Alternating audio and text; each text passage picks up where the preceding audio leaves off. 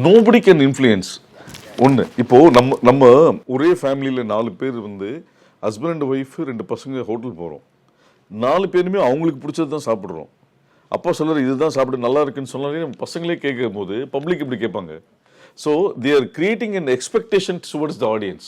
அதுதான் நம்ம சொல்லணுமே தவிர they are not influences. They are creating an impact of the film. Impactful person அது மாதிரி ஏதாவது சொல்லான்றது என் பார்வை. எனக்கு ஒரு பார்வை இருக்குது சார். என்னென்னா ஒரு விமர்சனம் என்பது எப்படி இருக்குன்றது மேட்டரே கிடையாது.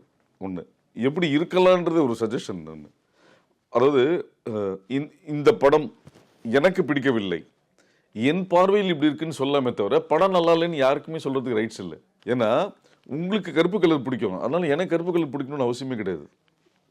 அதே மாதிரி இன்று பல விமர்சனங்கள் எப்படி இருக்குன்னா இது சரியில்லை அது சரியில்லை படம் நல்லா இல்லைன்றாங்க, இந்த சீன் சரியில்லை, இதை எக்ஸ்பெக்ட் பண்ணி வந்தோம், இந்த சீன் இப்படி இருக்கக்கூடாதுன்றாங்க. நான் உங்கள்கிட்ட சொல்கிற ஒரு விஷயம் என்னென்னா, இந்த படம் என்பது ஒரு இயக்குனரோட கற்பனையில் உதித்த ஒரு விஷயம்.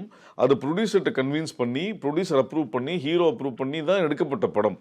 ஸோ எடுக்கப்பட்ட படம் எப்படி இருக்குன்றது சொல்லாமே தவிர நான் எக்ஸ்பெக்ட் பண்ண அளவுக்கு இல்லைன்னா நீங்கள் அதை எக்ஸ்பெக்ட் பண்ணாதீங்க. டைரக்டர் என்ன பண்ணியிருக்காரு அது எனக்கு பிடிச்சிருக்கு பிடிக்கலன்னு சொல்லாமே தவிர நான் எக்ஸ்பெக்ட் பண்ண அளவுக்கு இல்லைன்னா அதை நாம தான் படம் எடுத்துக்கணும்.